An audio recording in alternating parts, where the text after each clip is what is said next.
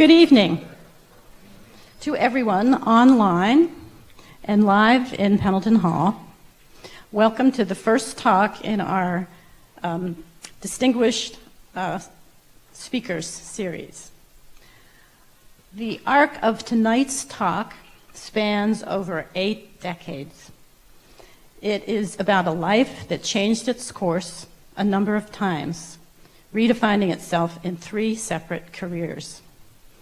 You will find that listening to an octogenarian reflect on his life enables you to see patterns in your own life and to share in what it means to be human. Some of these reflections include the defining role early childhood toys and books can play in who we become and what we want to be, the power of good ideas, our own and those of others, and the importance of pursuing them. The joy in meeting and working with people from different backgrounds who share a common passion for a subject and want to work on worthwhile projects. And finally, the wonder and beauty of planet Earth. Our speaker, Feo Pitcairn, was born in the Netherlands and raised in Bryn. He graduated from the Academy of the New Church Boys School, then served in the Army, attended 1 year at Bryn College, and graduated from the University of Pennsylvania with a degree in economics. He and his wife Kirsten have 4 very creative children and 5 grandchildren. There's much more to say about Feo, but I will now let him do the talking. Please welcome Feo Pitcairn.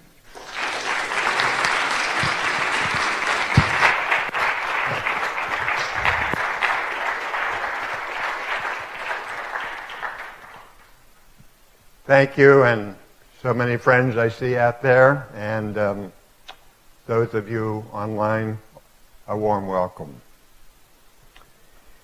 So this is a rather curious title for this presentation tonight, and I really need to explain that it was my accountant, Ginny Campbell, that suggested this title. And I think that what the title means is basically having a positive attitude towards what's next.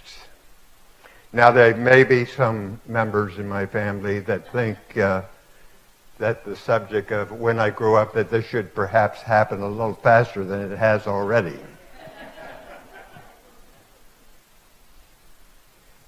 So, this is the first time in my life that I've ever had the opportunity really to talk about my career, and I find this a rather scary subject because generally when I'm making public presentations, I'm talking about my adventures, and I find that perhaps a little bit easier.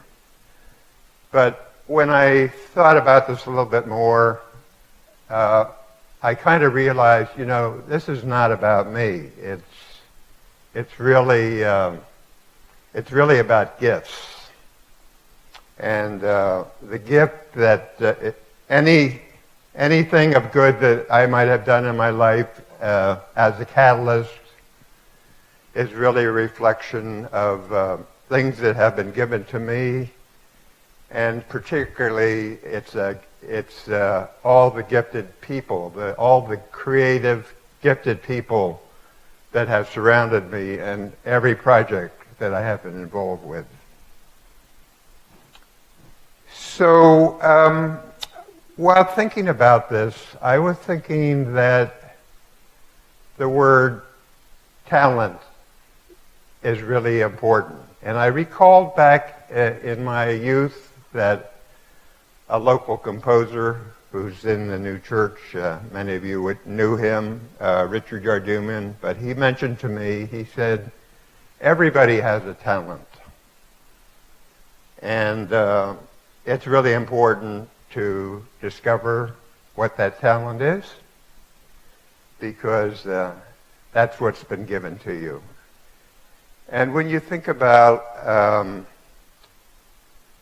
discovering your talent and and developing it, and then ultimately giving back to the Lord and thanking Him for giving you that particular role. What really fascinates me is that a talent is not something that is just transitory. It's something because those of us that have been exposed to the teachings of the new church know that the spiritual world is the kingdom of uses. And while the Lord, through life and our spiritual journey, asks us to give up our selfishness and all the things that look to self, the reality is that heaven is a kingdom of uses. And I think that the concept of talent related to use is a very strong one. And of course we have that wonderful parable of Matthew, which I think fits right into that. So the other thing that has been very much, and Martha alluded to this a little bit in the introduction, is the interweaving of things like family and all the things that are really very early in our life that kind of form who we are or who we can become. So I'm getting to start with my grandfather, who's up on the screen, and thinking of the stunning changes that have occurred just since Grandfather John was alive. Think of it. We can see his horse carriages on 2nd Street Pike. Unlike those of us who've benefited from going through high school here and college and university, he left school when he was only 14 years old. And yet, through perseverance, working first in the telegraph office at 14, in his 20s, taking care of Abraham Lincoln on one of his critical trips when there were assassination attempts on him, to ultimately building one of the largest companies in America, Pittsburgh Plate Glass, but always, even having left at school, always being a student, and even when he was 70, actually studying Latin. So these stories about my grandfather that my father related to me have always been very fascinating challenges, because when you have someone like that in the family, it raises the bar pretty high. And as far as raising the bar, I see Carly Osplund out there, and he knows my high school grades, and he's tracked me all the way through high school. So if you saw my grades between elementary and high school, you wouldn't think I'd be up here standing and talking to you tonight.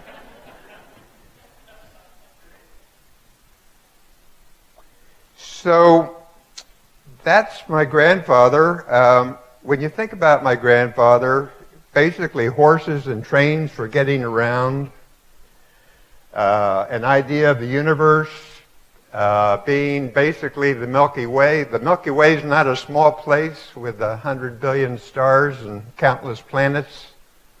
But when you think today that there's actually probably 100 billion galaxies with 100 billion stars, what a stunning change just in such a short time.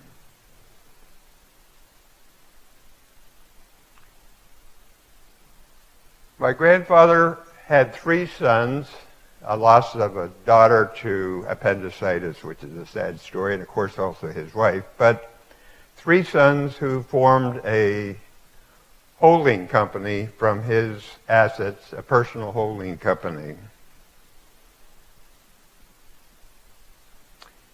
And so I am from my grandfather, third generation, and you can't imagine what it might be to be born in, well, actually I was born in Holland, and it occurs to me that actually I could have been born aboard a ship because I was just about 2 weeks out of the boat when I was born in Holland, in a little seashore town in Holland. But when you were in a small community which was trying to protect its identity from its origins, we're celebrating our 100th anniversary here as a borough this year. It was, one could probably say, somewhat inward-looking perhaps to protect its identity. But that little community, of course, you were kind of defined by who you were in the community, and the most frequently asked question was, who is your father?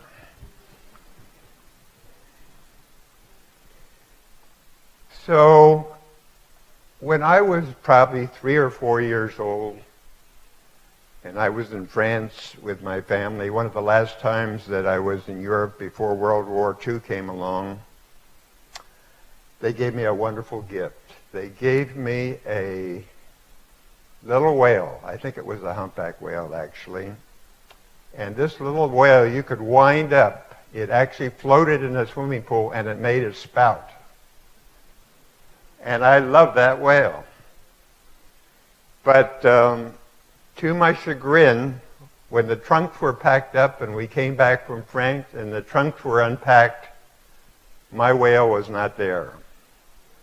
And it was months and months before I forgave my parents for leaving my whale at home.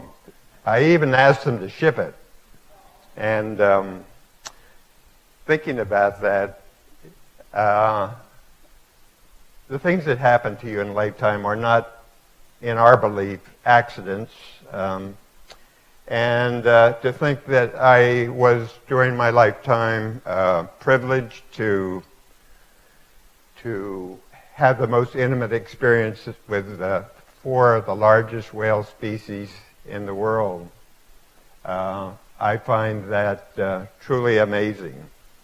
This picture that you see now on the screen is me when I got into my first free swimming in the ocean.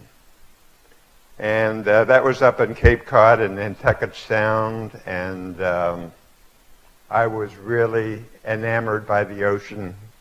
Went out, got a mask. Someone gave me a beautiful picture of, a beautiful book of marine creatures, mainly fishes. They were paintings, not photographs. And I treasured this book, and I would show them to adults.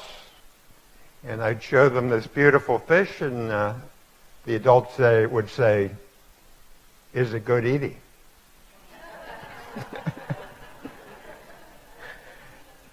This is not where I was coming from.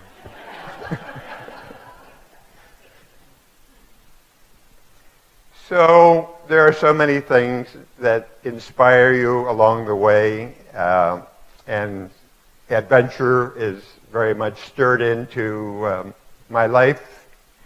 And some of those early people that inspired me about adventure was this gal you see actually on a zebra in Africa, Osa Johnson. And you probably have seen those wonderful dioramas that are in the Natural History Museum in New York and other places. And Osa, who wrote this book, I Married Adventure, was a lovely book. And what I found so exciting was that there were actually places in the world which were really, truly wild, where you could see nature at work. Being kind of slow to get into reading, I eventually, someone put me on to the tales of Henry Ware He was a Kentucky frontiersman when Kentucky was largely a forest, and he was interfacing with the American Indians in this big forest and learning their ways. And this was so inspirational to me that actually I not only read that book, but I went back to the library and I think I got every volume on the series and read it.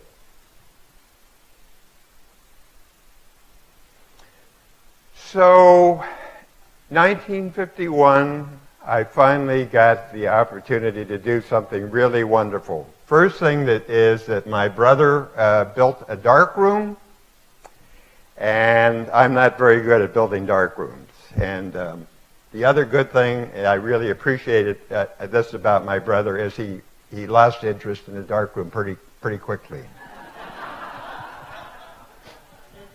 So it was mine to move in.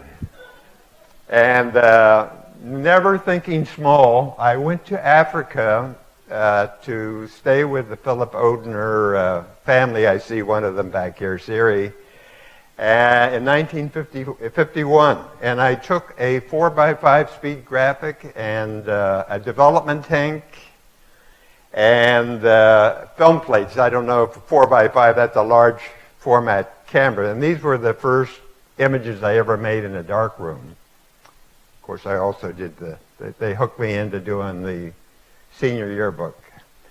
But it gave me the opportunity to photograph the principal, and I wasn't always on good terms with him. Richard Gladys, a wonderful man. So, getting to Africa was a real eye-opener for me, because this was the first time that I started to get an inkling as to what an ecosystem is. I didn't understand what an ecosystem was just from watching birds in the backyard. But when I got to Africa and I saw a wild landscape and I saw the animals, and better still, when I returned back in '59 and walked on rhino trails with Ian Player, who is the brother of that famous golf player that you guys probably remember, Gary Player. But he took us on a wilderness trip where we just walked on rhino trails.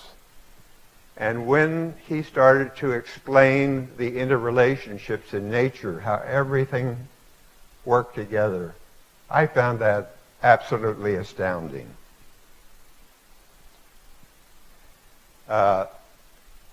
Having my speed graphic, having a plate camera, having my development tank, of course, I had to change the film plates in these game reserves, and I was always hoping that they would remember that I was under the blanket in the trunk of a car and that they would let me out. And here I am on this wonderful trip with Ian Player, and there are rhinos there, and so I was taking care behind this tree, and as they came closer, I discovered that even though a tree might be a thorn tree and have a lot of thorns, you're not thinking about thorns when you jump in that tree. So, I've described Bryn, a small community, which kind of defines who you are from who your father is or who people think you are. So when I finally, right after high school, my parents were in Europe. Mrs. Emily Osblond had a wonderful party for us veterans the night I went in, and on my 19th birthday, I was on a bus to Fort Meade, Maryland. And this was a great discovery because it gave me an opportunity to learn who I was. And who I was US 52333668. And I had a uniform actually that looked like everybody else. Actually didn't look like everybody else because originally they couldn't even fit me. So I was walking around with fatigues on while everybody else had their beautiful ODs on, and some guy pulled me in to do the furnace, and that's how I started my Army career. So they asked me at Fort Meade, initial question was, well, we got two places you can go. You can be a medic or you can be a tanker. And I was absolutely sure I was not a medic because the sight of blood scares me to death. And having tooled around with Carly, during my high school years, I said, I love cars. And they said, you're a tanker.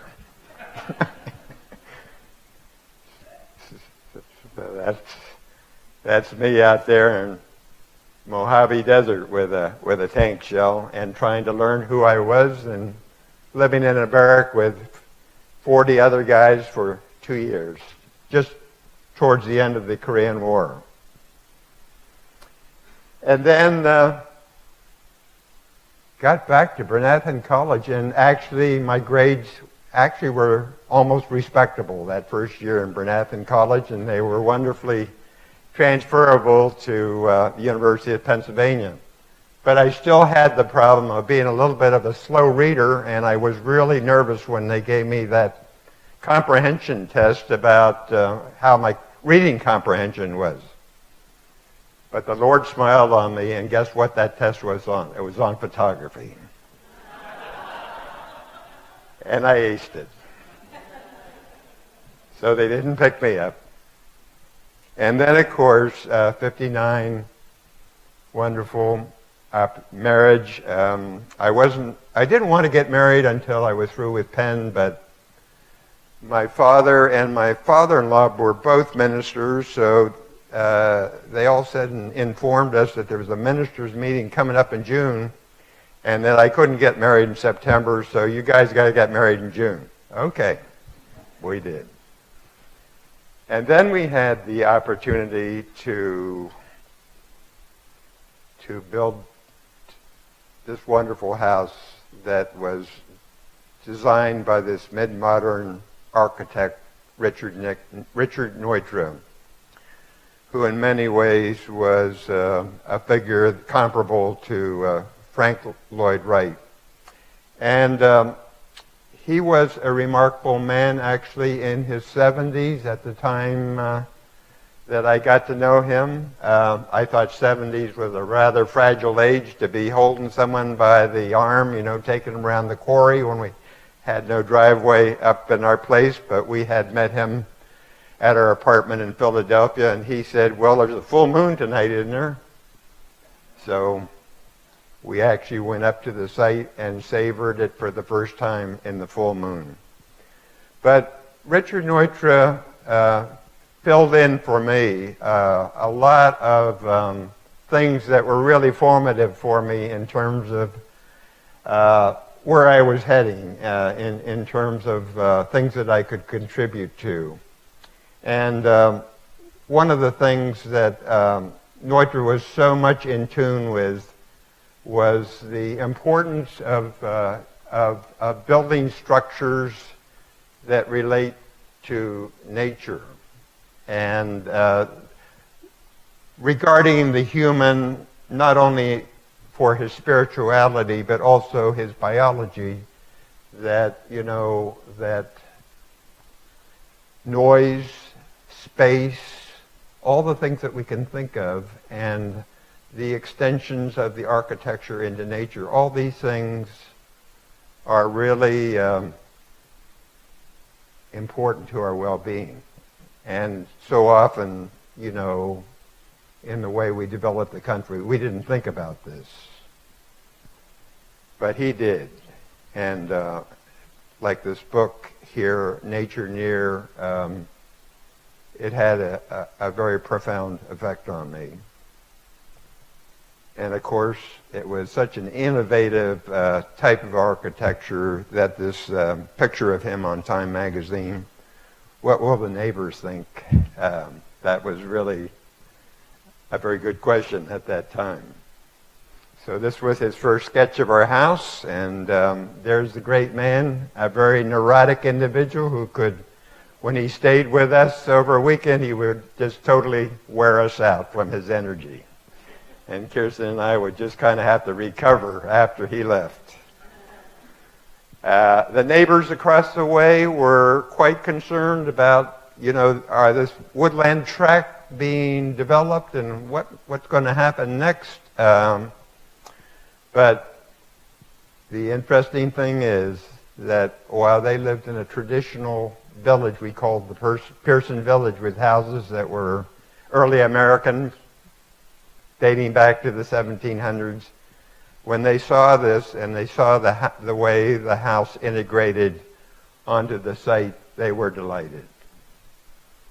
So this is my privileged life to live with nature through all its seasons for over 50 years. I had a step-grandfather who was a painter, and so I was very much into the world of painting. And of course, my father, besides being a minister and giving me very formative values that are probably my greatest treasures, he was also a collector. So this painting happens to be Santa Dress by Monet, and my father empowered me to sell this painting.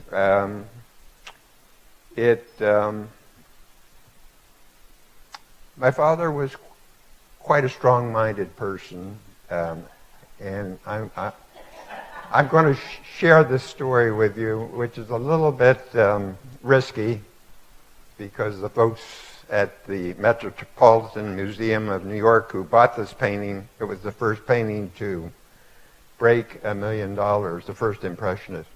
They might be a little worried when I reveal this story, but I'm going to take the risk since so many years have passed on telling it. But at any rate, I was dealing with a gentleman at Christie's from London by the name of David Bathurst, and David Bathurst said to me, it's very important that this painting not be touched before it goes to the London market, because in the London market, they like to discover their paintings. So, 1 month before this painting's supposed to be heading to London, my dad says, have you seen the Monet? And I said, I've seen the Monet all my life. What's the deal? He said, well, it's been cleaned. I said, it's been cleaned. I said, who cleaned it? He said, well, I cleaned it myself. I said, how did you do that? He said, well, I got a bucket of water and some toilet paper, and I said, Dad, do you know you might have taken $100,000 off that painting? He said, no, go take a look at it. Well, I took a look at it. It did look beautiful. And so I got to go to London, and I was at Pitcairn by that time, having left the bank where I had the most horrible formative experience with my first job in commercial credit, and then ultimately getting to something that was kind of fun at the bank, which was a new provision under the EDGE Act Corporation where you could do some fun and a little bit risky things with the bank, which suited my personality really well. And then Dad empowering me to do this, and by that time I was at Pitcairn Company. They had finally thought I was okay to join the company. So maybe I was a little full of my self-importance and thinking that I was more important at the company than I really was. So I arranged to take Dirk Youngie's helicopter to Kennedy Airport. 20 minutes later, I was on the Concorde going to London, and we got there in the evening. We checked in the hotel, said, please wake us up at 8 o'clock in the morning for the sale of the Monet. And guess what? They didn't wake us up. But the painting sold. Then Dad, being the adventurer that he was also very early to recognize the merit of other painters. Van Gogh, or Van Gogh as we call them in Dutch, was not famous or well known at all, and Dad bought some of his paintings actually from Theo Van Gogh's widow. And I also had the privilege of negotiating the sale on those too.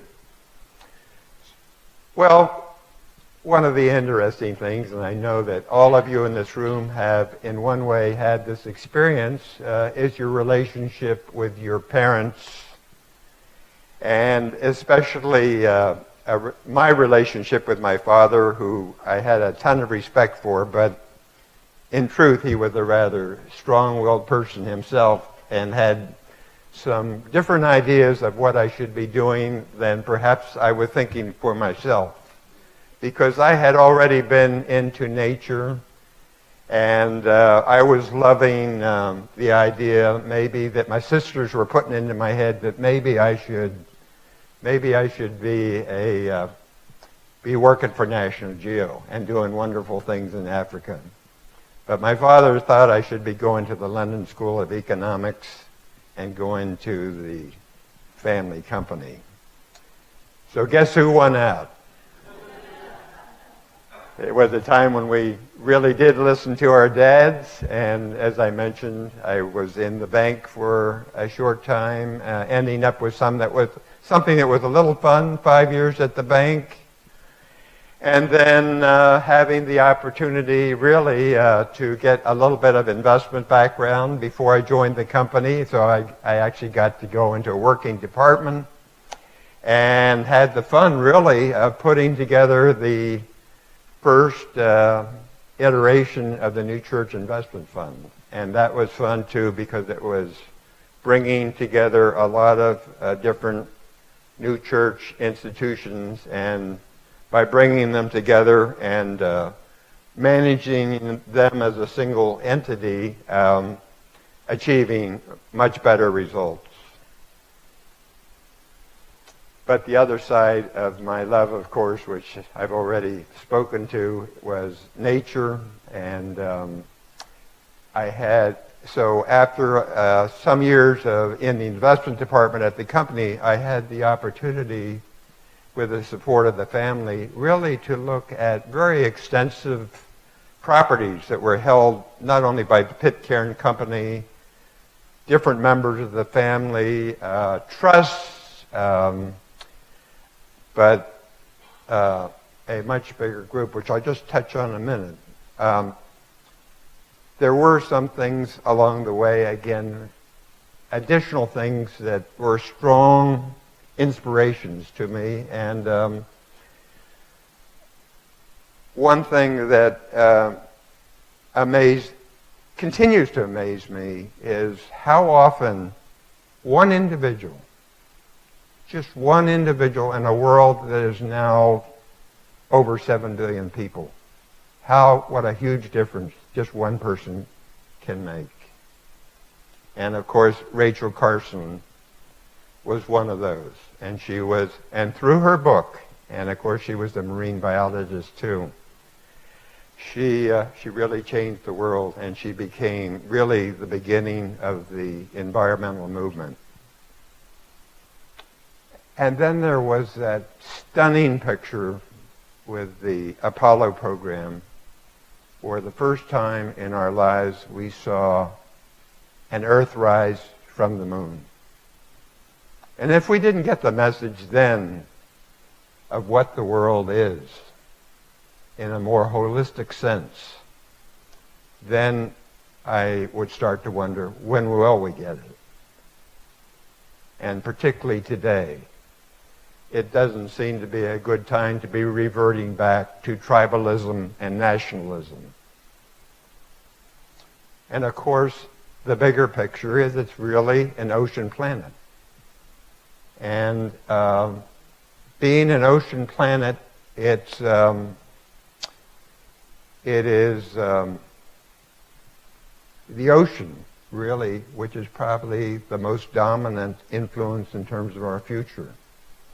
And yet, many of the public that just goes down to the shore and sees the glassy surface and doesn't see what's happening underneath. Their sight of the ocean, even though they have the love, is rather superficial.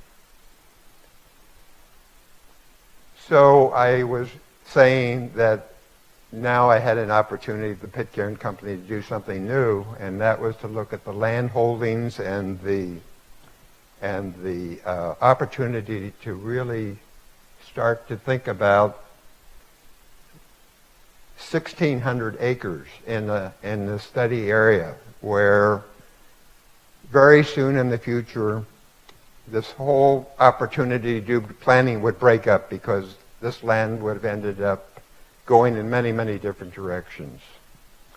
But with the support of the family and the support of the Pennypack Trust, which is now known as the Pennypack Trust, I was given the opportunity to do some really serious planning. Originally, the Pennypack was a watershed association, and we were thinking about such things as what was polluting the creek and what was creating the flooding. And there were no steep slope ordinances in the various municipalities that constituted the 56 square mile watershed, and there was no floodplain ordinances. So with this plan that finally came out in 1975, we developed the idea of a central corridor that would be a wilderness, what we called the Wilderness Park at the time. And we envisioned it as being something that would be 800 acres. And then we were also concerned about what would happen in the periphery, because what happens in the periphery would affect the preserve. And finally, the sewer plans, which doesn't sound very much related to nature, but really is, because there was a plan for an interceptor plan that would take all of the water out of the creek and treat it in the Delaware. And at that time, so we came up with an alternative proposal to try to keep the water in the watershed by recycling it. But the idea that sewage or water is a recyclable resource was not completely in the minds of people at that time. And they didn't know what happens on the International Space Station, where, you know, they're actually drinking what they're doing. So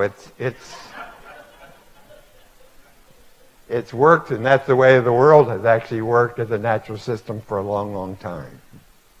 However, and this was absolutely what I view as one of my failures, because innovative funding was available for innovative treatment at the time, and we had the support of the Environmental Protection Agency and the Pennsylvania Department of Environmental Resources, but the hard lesson to be learned was we didn't have the local support of some of the local communities. And in effect, we were the tail wagging the dog. And what I learned through 7 years of hard effort was that doesn't work too well. So as my father started to step out of my life, 2 weeks before he passed away, he called me in. He told me that I was spending too much time on the Pennypack and not enough time at Pitcairn. And he then said, I won't be around at Christmas time. And in fact, he was not. Well, in a decade, I became chairman of the company, so I think he would have been happy with that. One of the things that I got to work on as chairman, and I say this just as a general comment, was I knew that we had to go and redo and develop a mission statement and principles, but I underappreciated how important that really is for organizations to develop a statement. I thought of it more as a job, but by the time I was through, I saw the power of doing that. Now I'm reverting back to this latent love of mine, which my sister said I should be doing, which is actually discovering my real talent, which I think is photography, and the people that inspired me. One of those was Elliot Porter, and Elliot Porter's compositions of nature were so strong and so disciplined. And like Ansel Adams, he had the discipline, he had a wonderful technical knowledge of how to achieve the most beautiful result. So he went to extremes. He understood that long exposures were what he needed, but with the characteristics of color film at that time, color would actually shift from long exposures, and he knew what filters to use to compensate for that shift that would occur in film. There was another man, and this book, In Wildness is the Preservation of the World, so inspired me with the quotations from Thoreau. But shortly after seeing this book, I also read this article by this interview with Pablo Cousteau, the cellist. And this was an article that moved me beyond belief. Do not waste your life with things you do not feel. Of course, he had a passion for Johann Sebastian Bach, which is really constituted in many ways the spine of my life. But this thought was a very compelling thought, and he actually described retirement as the first step into death. And then Ansel Adams. Ansel, also a wonderful artist and also an amazing technician who developed the zone system, who understood the concept of pre-visualization, that you could actually visualize in the field and think about what you needed to do to achieve the final result in the dark room. And of course, Jacques, with my ocean love, Jacques Cousteau. So in the early 70s, my brother-in-law talked me into getting a scuba tank. We had no instruction in the Cayman Islands and went for it, but that was the beginning of the idea that, maybe I could do something with this stuff. And I got a Hasselblad camera. I actually had a borrowed one from a dealer in New Orleans, which I almost lost when they couldn't find me after about my third dive in the Cayman Islands. But they managed to spot me about 15 minutes later on my way to floating out to Cuba. So there's the camera. It was a medium format camera. And I started going on really exotic trips all around the world with a dive firm out in San Francisco called CNC that was doing liveaboard trips. This is an outing to Hawaii where we saw spinner dolphins jumping out of the water, and all of a sudden we realized the spinner dolphins were there because of this whale shark, and it took me about 2 minutes to break free far enough from that whale shark to get a picture. And then finally, after some visits to the Galapagos Islands, my first opportunity to do an exhibit, actually number one of 3 exhibits at Smithsonian. And I incorporated it as a sidebar activity during the 70s, and so we did this exhibit, and of course Galapagos is one of those amazing places where you really understand not only ecosystems, the relationship between the land and the ocean, but also the understanding of how Darwin came to understand really what evolution was. Now, I know that evolution was a little bit of a controversial subject in this community, but the way that Kirsten, who had a science background, and I saw it, was that it was part of the Lord's order, and she actually got permission to teach evolution in the elementary school when Barbara Sinisset was around. And I remember Kirsten describing the day when the girls in the class stood up and started clapping when she mentioned, and then the Lord provided us a soul for what was now truly human. So these are some images taken with the Hasselblad from my Galapagos days, and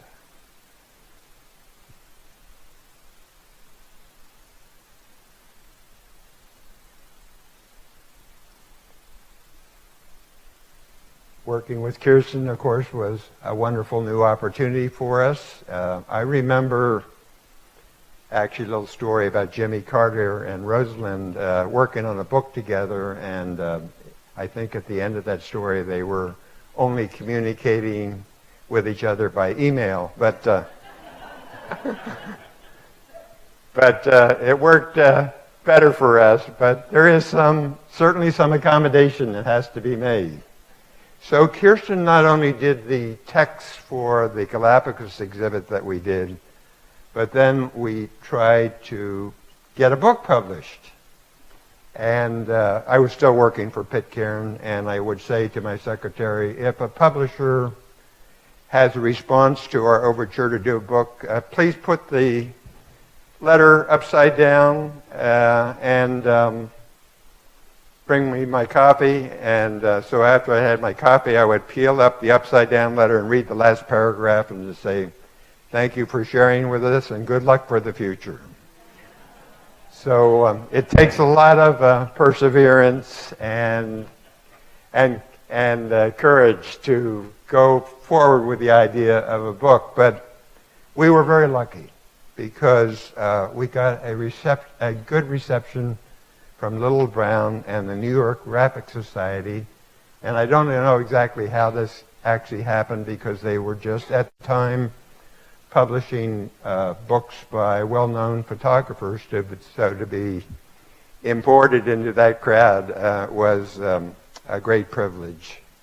And Hidden Seascapes actually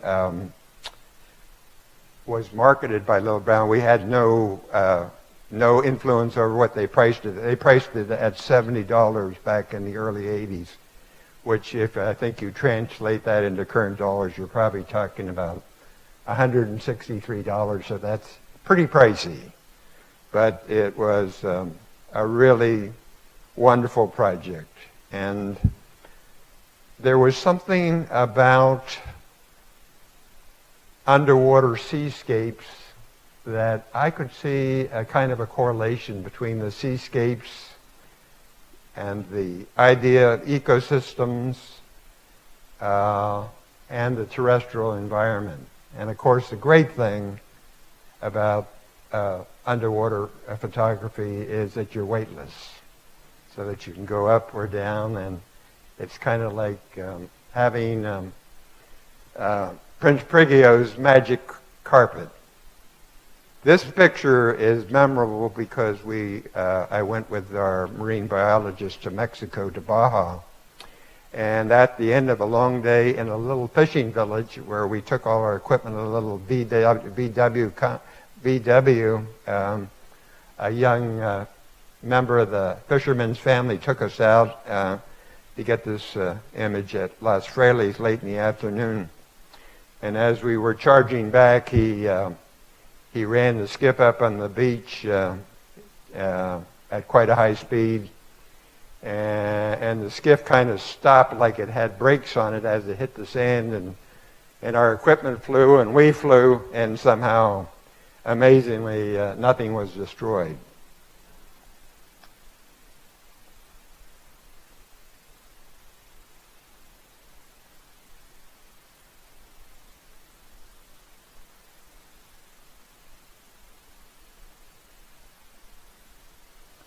All kinds of different environments. The one thing that always fascinated me about the ocean is that how distinctive these ecosystems are, depending where. I could actually go into my library and say, well, this was taken in the Red Sea, just because of the characteristics of the ecosystem. And we've lost a lot of that with our terrestrial environment. Keelia anemones in British Columbia. And then also getting back to some landscape photography as well. I actually got accidentally locked into Machu Picchu, which was an interesting experience because I thought I might have to spend the night there, but you'll notice there's no tourists there, and I'm very doubtful if you'll ever see another photograph of Machu Picchu which has no tourists in it. So I read an article towards the end of my Pitcairn experience in the Wall Street Journal that suggested the idea of changing careers between 55 and 60. And I thought, this is kind of an interesting idea. And of course, I had been working for 150 shareholders at Pitcairn, and the family at that time was 5 generations and a little restive, and I saw some opportunity for maybe instead of working for 150 people, working for myself and perhaps doing some new things that were more correlated to my basic loves. So I made a great effort to get off everything I was involved with, which happened to be between the charitable and the planning commissions and the various things, about 13 different boards. Clear the decks. And instead of thinking of continuing with photography, I thought that I could reach out further with filmmaking, that maybe I would be able to reach a wider audience. So after 20 years with the Pennypack, very smart thing being one of the founders, and there's an old saying, I thought, founders tend to founder. I thought it was a good time to get off and do something else. So again, working with Kirsten, we decided that we would work on a film in a very exotic place in Micronesia called Yap, which was called The Mantas of Yap. And I thought we were really going to get this film launched. NHK in Japan was giving us a lot of encouragement. But then all of a sudden, about a month later or 2 months later, my contact at NHK completely disappeared. And I couldn't get her by phone call. Nothing worked. And of course, what happened is they picked up the idea and ran with it themselves. And then, thunderstruck in Yap, I was out on a boat, and I had a ship-to-shore radio message that said, you have been elected chairman of the County Planning Commission. I said, what? And so I was really torn by that, because I thought I had cleared the desk. But on the other hand, I saw the opportunity to do some more things at the county. And the way, with my life, that nature had instructed me, perhaps bring a new perspective to the Planning Commission. And again, tremendously indebted to one person. His name is actually Russ Pilling. He says, Feo, why don't you do something about open space in the county? And curiously enough, the County Planning Commission was quite supportive of this idea. The commissioners were not, being good Republican commissioners. They weren't going to spend any money on open space. But the interesting thing is that they learned that it was actually popular. And Art Lobin, who was executive director of the County Planning Commission for 35 years, a wonderful friend of mine, conceived this really ingenious plan to have a blue ribbon group that would be in business exactly for 6 months, make recommendations, be out of business. And they wanted me to be the chairman of this group, and the county commissioners resisted this idea, but something much better happened. They made the two parties, the Democrats and the Republicans, got together and they made them co-chairmen. So within 2 years, this miracle happened before I left the Planning Commission for good. And the county put up $100 million for open space acquisition. But it was good to leave and concentrate my full efforts on filmmaking. And so we actually hired a man, Mose Richards, who had actually worked for Jacques Cousteau and knew the Cousteaus well, and he was kind of saddled with the requirement for the Cousteaus of making stories out of this film that they were bringing back from the ocean. And that was a good lesson for me, too, because I found out that they weren't so enamored by my compositional skills, but filmmaking was all about stories. Stories. Try to get that into my head. And so the more we got into filmmaking in all these wonderful different treasured ecosystems around the world, we tried more and more to think about the story. But needless to say, it's not Hollywood down there. So, and here I am from my childhood dreams, thinking about my little whale when I was just knee-high to a grasshopper, actually getting to do a production on sperm whales, the largest toothed mammal in the world. And I had been trying, all through my youth, I'd been tracking what was known about sperm whales.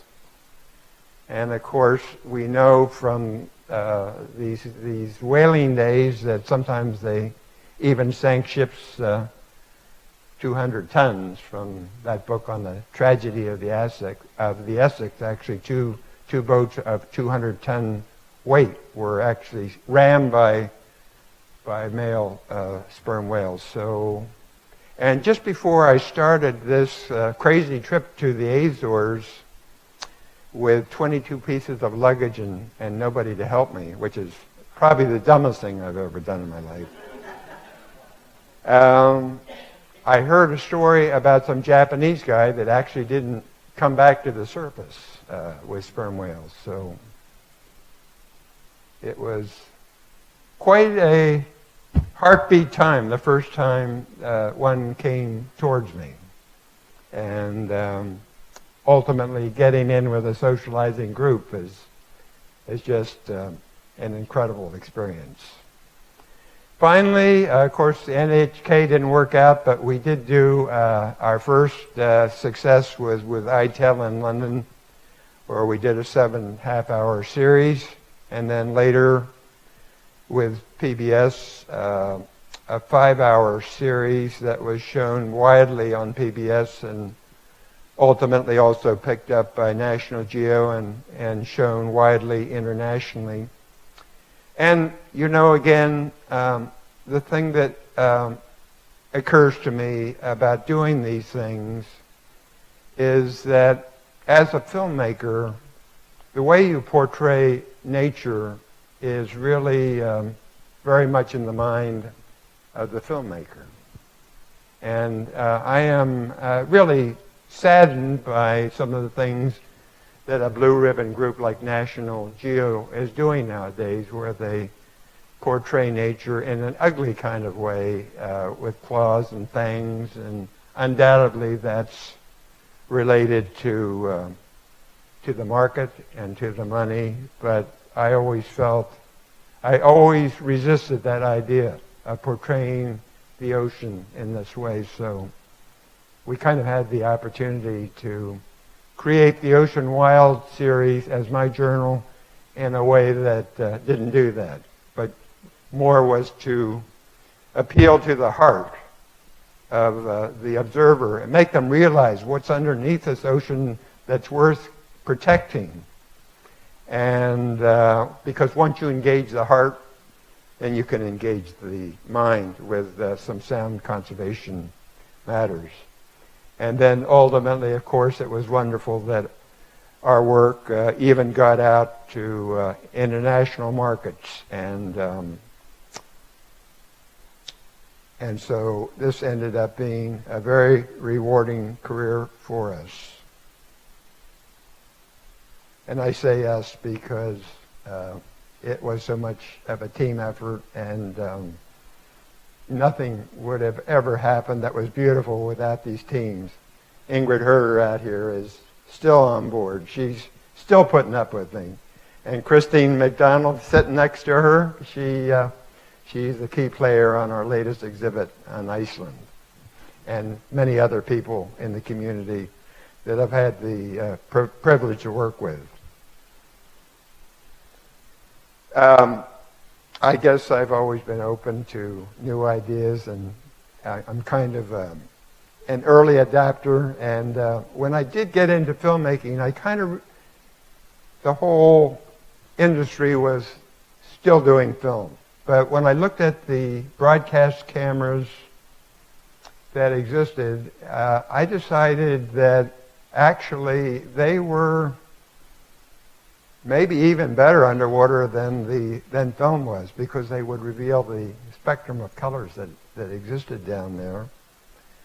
So this picture of me actually is out in Blind in Vancouver Island, where we got special permission to go to a beach where the killer whales frequented, where they would rub on the rocks. It took us 2 years to get that permission. And we developed some special equipment. Here they insisted that we be in a blind. So here I am in a blind with a special custom piece of equipment where the camera could be in the water, in the stones underwater, and I could operate all the controls from the blind, the panning and everything else that a camera does. And again, as I mentioned, the teamwork, the wonderful lasting friendships that I have made over a lifetime are amazing. Here you see the blind from the outside, and the equipment. Special pole cam that we developed. We got wonderful cooperation from Sony, who even provided me with some equipment that they hadn't even brought to market yet to field test. So, and then of course being an early adapter, even while BBC was doing Blue Planet, we were already into high definition and using high definition cameras. I said, why are you guys using HD? And of course, learning that hard lesson in Rochester, sorry town, the Kodak, so successful with film, such a wonderful company, and yet not learning the lesson that things transition on. And even though they had some of the basic patents for the new technology, they didn't see it coming, and they missed the boat. Of course, being out in the field 90 days a year does have some issues for your family, and so being a good father or being a good grandfather was always a challenge. And then finally, perhaps the most amazing experience in my whole film career was Ocean Voyagers, where I think something happened that probably has never happened before. And I say that very carefully, but somehow Bob Cranston, my friend who just died of brain cancer, unfortunately, but he and I went out to Tahiti. And the amazing thing is that we found a mother humpback and a calf in these clear waters off of Rurutu Island in Tahiti, where we were actually able to befriend a mother and a calf for 2 weeks and incrementally get into their trust. Every day they would spread their mother would spread out her big 15-foot pectoral fins, flippers. We would respect that as body language. We're close enough. The next day, we could get closer. By the end of the second week, we actually got filmed intimate pictures of the calf nursing from the mother, seeing the tongue come up in high definition and wrap around the mammary glands. The first time anybody, as far as I know, in the world has ever seen this, so that the scientists were able to actually write it up and see what happens. And then being blessed with Meryl Streep, who, without charging us a penny, spending 4 hours in New York after she came in a taxi cab and doing the narration, just because she believed in the project.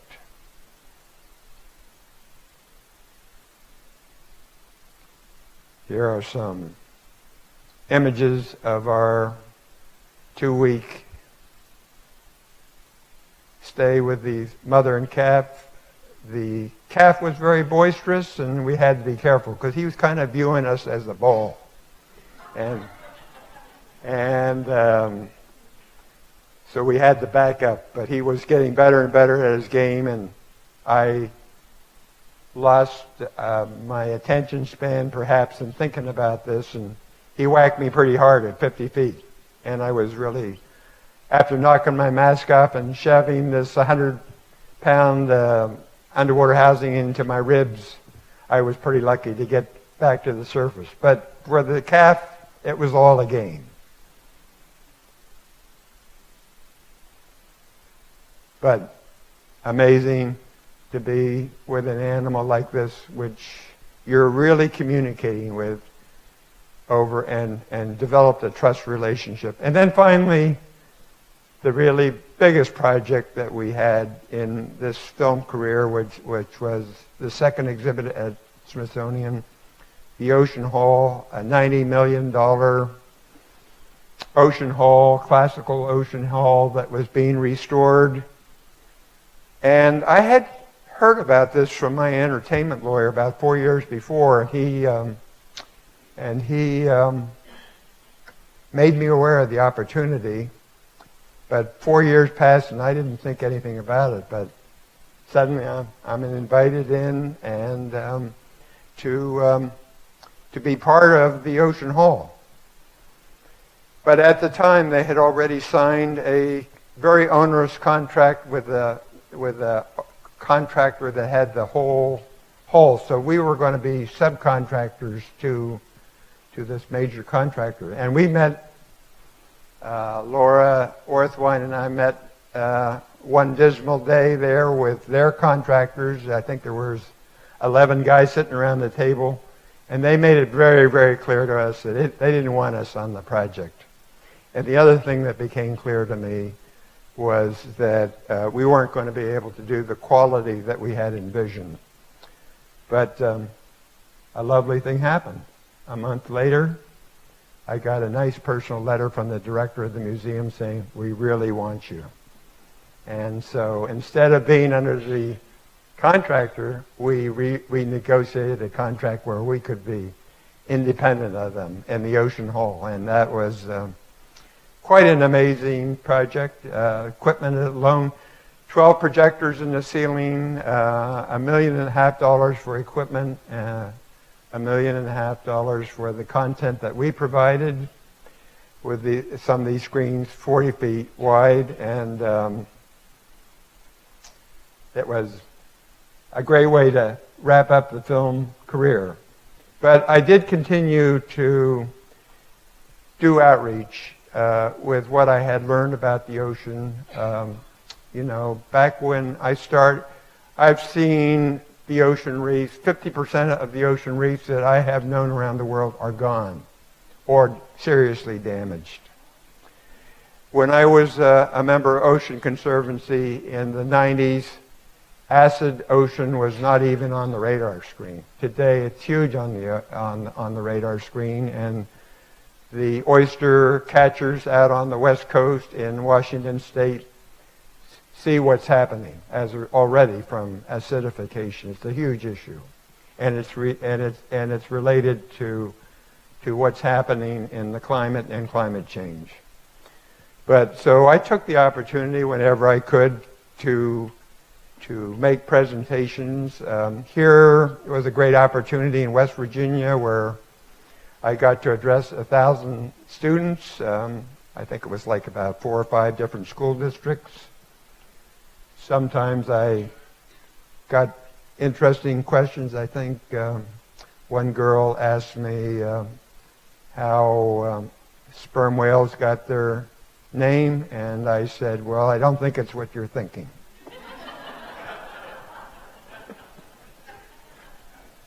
But the good thing is that at the end of that, 2 of the teachers said, we have 2 students that want to become marine biologists. And of course, also the opportunity to show our films in places of conservation, like the reception room here in Washington of Ocean Conservancy. And then, of course, the final thing was, as I'm transitioning it to another career, I'm thinking, what are we going to do with our film library? Because in a way, our film library has things that don't even exist anymore. It's kind of like having dinosaurs. A very sad comment that would happen, and that I just happened to be in the water during the 3 or 4 months underwater in the ocean during the golden days of the ocean and diving. But our library is now in New Zealand with NHK. We're sharing in revenues from the stock sales, but even better, they have curated my library, and they're also offering it to young people for low-grade YouTube so that they can tell their own stories about the ocean. Always for me, though, it was coming back, and there was something captivating and compelling to me about the still image. So I returned back to the... Going too far over time. I returned back to the still image, which and had the opportunity to tell the Pennypack story, which at that point the dream had really been fulfilled several years ago. The Pennypack went over its 800-acre dream, which was formulated in 1975. And I embarked seriously by getting a digital Hasselblad. The one I now own has 60 million pixels, so you can do wall-slide images with it. And launched into taking this wonderful digital Hasselblad again around the world into wonderful places, wild places, where the ecosystems are still intact. Here in Botswana, this elephant was just ready to reach out with me with its trunk. I think the guy didn't think that was a good idea, and he just made a quiet slap on the side of the Toyota, and he ambled away. But also into the national parks, the Arctic, Alaska, into tropical environments, Svalbard in the Arctic. I found a underwater housing for this camera on the internet that was made in Czechoslovakia, of all places, and had launched into my new career, which was 2011. And a new thing happened, which was great. Back to Smithsonian, making a pitch for the third exhibit, and this time on Iceland, and another wonderful adventure.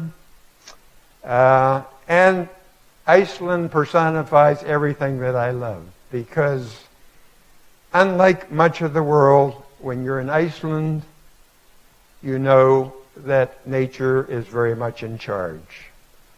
And I really do believe that that new characterization of where we are in the world and in civilization is that we are in the Anthropocene era, where actually man is in charge of our destiny. That may be a hopeful sign, but it's also one that's a little bit scary, because the wonderful reservoir of diversity that exists in nature is really threatened. But if you're in Iceland, you know that nature is in charge. Here you see me with a gyro Hasselblad for the most productive helicopter ride that I've probably ever taken in my life. Those big balls on the bottom are actually gyros.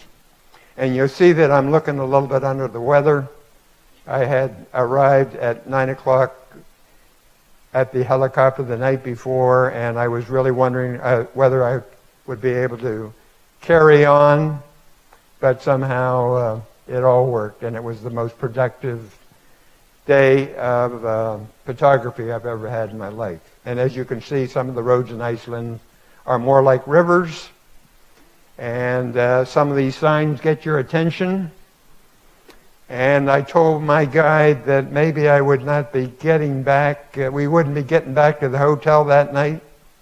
Fortunately, a large alpine vehicle that went up to the glaciers was behind us later in the day and pulled us out.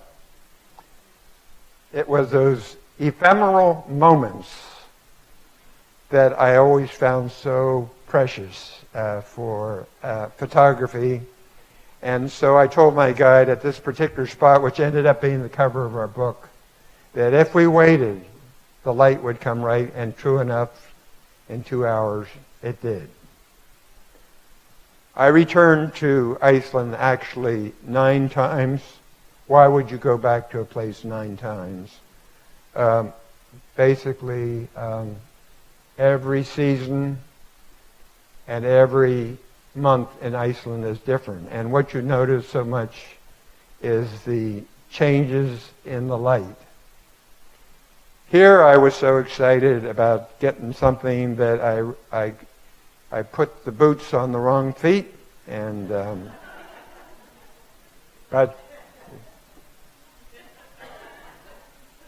and then finally what was missing from our Iceland exhibit, and we didn't know whether we were going to have the opportunity for it to happen, was a volcanic eruption. And you know, it's a land of fire and ice, right? And the man I collaborated, this wonderful man who's not only a poet but a geophysicist, said, well, Feo, your chances of getting that are 50-50 before the exhibit opens. But through a long summer of watching the seismic maps and everything, it happened on September 2nd, a long, adventuresome helicopter trip with the pulling the fuel truck out there too, so we could get back to Reykjavik on the helicopter. Through dust, through rainstorms, we had a day out with a flowing volcano. Here we're standing about 15 feet from flowing lava that I will never forget. Just the power of nature, being in a place like this, being with a geophysicist that actually understands what's happening. I mean, this was the key to my doing anything. I'm not going to dive in the water with sperm whales without somebody that knows sperm whales. I'm not going to go out to a volcanic eruption without someone that knows. So it was a little bit like the Apollo landing when we came in. Ari was saying, no, it's not safe to land there. Move over a little bit, land over there. But it all worked, and it was a fabulous day. But I can't tell you what a mind-blowing experience it is to be in these big landscapes and experience them.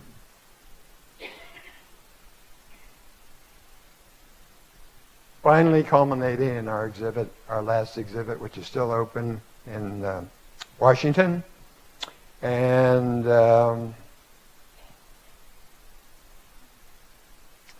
what we did again was a new technology where the prints are actually printed on, there's a coating that is placed on aluminum metal, and they have a striking luminescence that I've never seen before. It's a new technology. And again, the team. This is both the Iceland team, the Smithsonian team, and our team, some of the folks I already introduced. And, the really wonderful thing again about this is no big egos. No big egos. Everybody worked cooperatively together, which made it so great. The opening night with Ari, the poet and the geophysicist.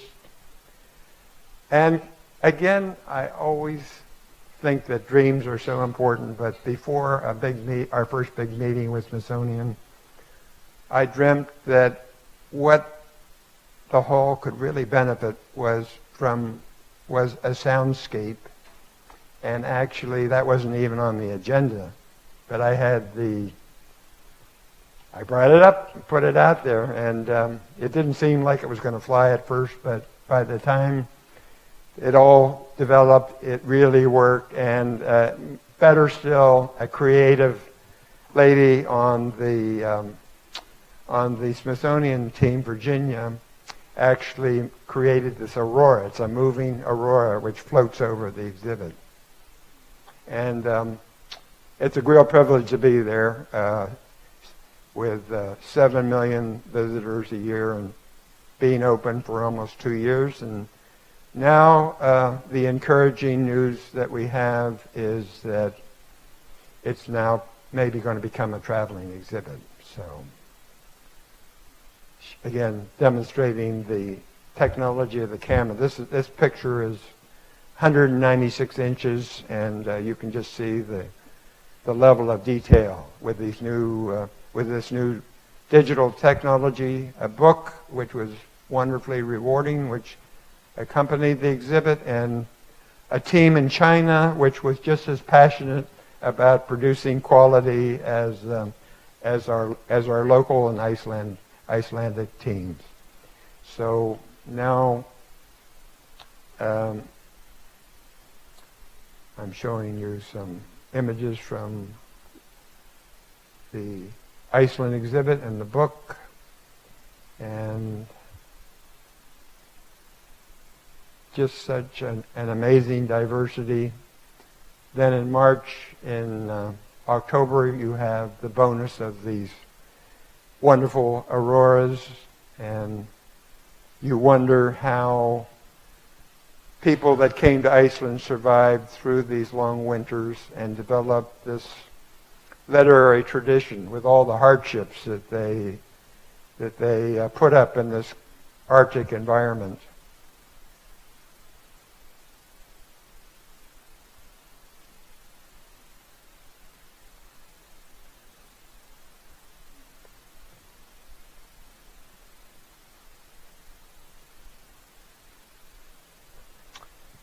We had a wonderful helicopter pilot. He was kind of a hot dog pilot. You could appreciate that, Ron. And but the best thing is that he intuitively understood a photographer's needs. And with just little fine-tuning over the intercom, he would just get it perfectly placed. And this makes such a huge difference and explains why this was one of my more productive days. ABC came back here in December before this huge flow was over. They didn't get anywhere close to this volcano. They had drones that flew in, but they made it sound like they were the first guys to get here. And now, finally, a new opportunity has come to me, and that is in healthcare facilities and the developing science. Because hospitals and places where you get cancer treatment, whatever, these are not fun places to be. And there's a growing awareness, again, of bringing nature into these places and what a difference it can make to these environments. So we see this as a wonderful new direction to go in. This is some images that we have at the Cancer Treatment Centers of America, which is a national organization. And of course, it's really always wise to get along well with the ladies' committees, and because they're the movers and shakers, they really are.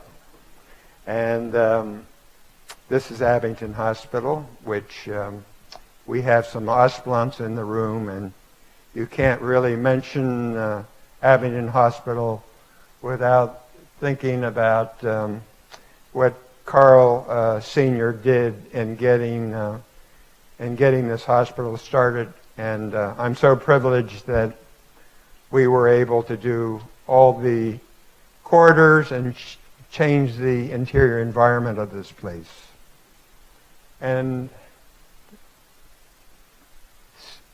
But again, thinking about where we are, a new church perspective, it was interesting that Ansel Adams, one of my heroes, said, "Art is both the taking and the giving of beauty, the turning out to the light, the inner folds of the awareness of the spirit. It is the recreation on another plane of the realities of the world, the tragic and wonderful realities of earth and men, and of all the interrelations of these." And of course, from our perspective in the new church, we know that there is a spiritual man, and that's really what our lives are all about. And there are numerous references to nature in the writings of Emanuel Swedenborg that say that nature is really a theater for the spiritual world. And so I do try to keep that in mind, that when I am taking these images, that I really, something that can really move has to be something that somehow resonates with the human spirit, because we do indeed have inner landscapes. And so this is some of my recent work, doing it in a lot of different environments. And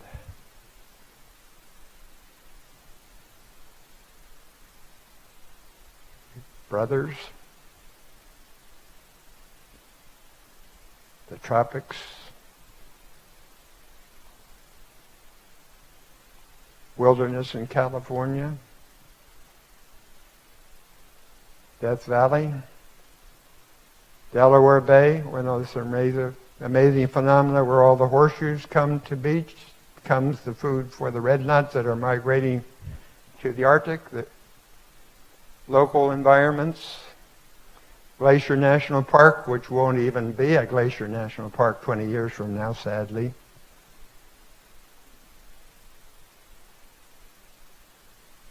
Svalbard, Greenland, the Pennypack, the Smokies, South Carolina, the endangered polar bears, our national parks out in Utah,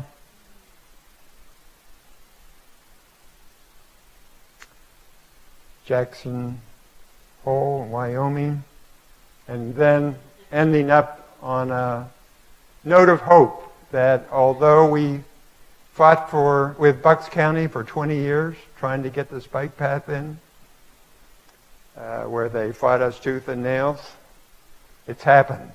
And now they are open to extending that all the way to Newtown. So my friend Art Logan at the County Planning Commission, he said government is what I call the 3 Ds. Defer, delay, defeat. But you know what? Never lose your hope. And here I am in a beehive living at a Toll Brothers facility, and when I open my curtains in the morning, this is what I see. It's a bald eagle. Amazing. When Kirsten passed away, of course, I did make some changes. I had remembered how much I enjoyed ping pong. And so, over the objections of my interior decorator, this is in my living room. And I'm going to play Carly in just about a week from now. And any of you, I was thinking if there's any students here, please, if you have any spare time, please come on and play with me. Thank you very much.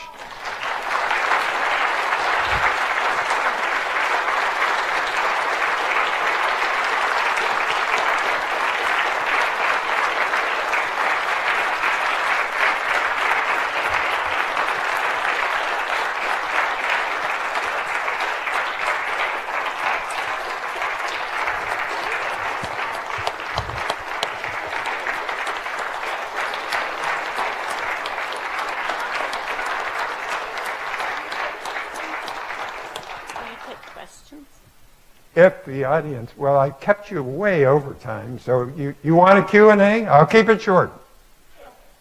Anybody wants to leave, please leave. Yes, Leo. Will you explain what you meant when you said that in 20 years we're going to be a Glacier National Park? Yes, you know, we do have a presidential candidate that thinks that burning more coal is a good idea, but anybody that has been out around to the Arctic and sees how much these glaciers have receded in a very, very short time. We've just experienced the 2 hottest days in the history of the world since they've been keeping temperatures. And the truth is there will not be any glaciers in Glacier National Park 20 years from now. It's just a fact.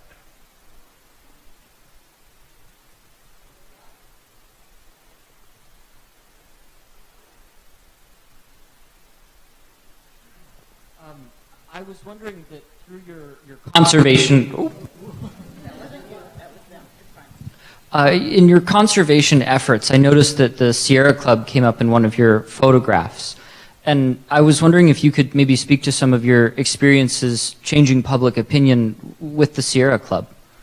Yes. Well, you know, that book, of course, in Wildness is the Preservation of the World, was a stunning book. But my conservation experience has been more, I was, back in the day, the Silent Spring came out. I was privileged to be on the board of the Environmental Defense Fund, and you might recall that they got started actually because they were really concerned what was happening to the osprey population in Long Island with DDT. So I did get to serve on their executive committee for a short while. My longest stint was on the Ocean Conservancy. Ocean Conservancy bounces their directors off their boards every 3 years, so I had 4 returns to that organization. And of course, with all my experiences in the ocean, 3 or 4 months in the ocean, I think I could provide the board with a perspective that they would not have had otherwise. And as I had mentioned, I just think it's fascinating that acidification of the ocean was not on the radar screen. And I think you know that acidification of the ocean is happening because carbon dioxide is being absorbed in the ocean. And having had a 150-gallon aquarium in my Neutra house, I have a lot of appreciation how quickly something can change when you change the pH, because I've seen that pH explosion in my aquarium, and trying to drop a lot of biophosphate into the aquarium to get it back to a pH 7, is not an easy task. Anyone else? Thanks again. Yes. Thank you, Feo.